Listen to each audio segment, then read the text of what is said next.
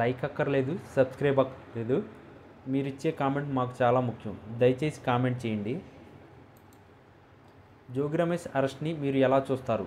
కసిబుగ్గ ఆలయ దుర్ఘటన డైవర్షన్ కోసమే తప్పు చేశాడు, అరెస్ట్ చేశారు. ఏపీలో నకిలీ మద్యం వ్యవహారంలో మాజీ మంత్రి జోగి రమేష్ పాత్ర ఏమీ లేదన్నారు ఆయన సతీమణి శకుంతల. కక్ష సాధింపు చర్యలో భాగంగా కావాలనే జోగి రమేష్ను అరెస్ట్ చేశారని ఆరోపించారు.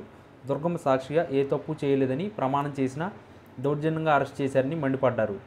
మాజీ మంత్రి జోగి రమేష్ సతీమణి శకుంతల సాక్షితో మాట్లాడుతూ చంద్రబాబు ఇంటికి వెళ్ళినప్పటి నుంచి ఆయన నారా లోకేష్ కక్ష పెట్టుకున్నారు. కూటమి ప్రభుత్వ అధికారంలోకి వచ్చినప్పటి నుంచి కక్ష సాధిస్తున్నారు. గతంలో అగ్రిగోల్డ్ కేసులో ఇరికించే ప్రయత్నం చేశారు. నకిలీ మద్యం వ్యవహారంలో జోగి రమేష్ పాత్ర ఏమీ లేదు.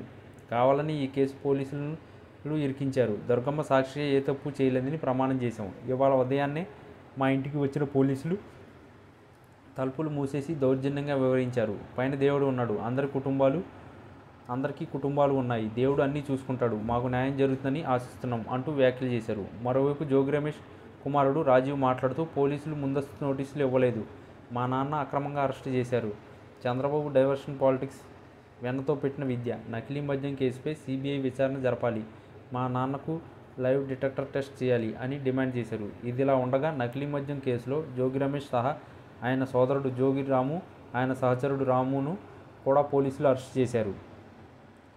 ఈ వీడియో కనుక మీకు నచ్చినట్లయితే please like, share and subscribe channel. మరిన్ని వీడియోస్ కోసం మా ఛానల్ని సబ్స్క్రైబ్ చేయడం మాత్రం మర్చిపోకండి.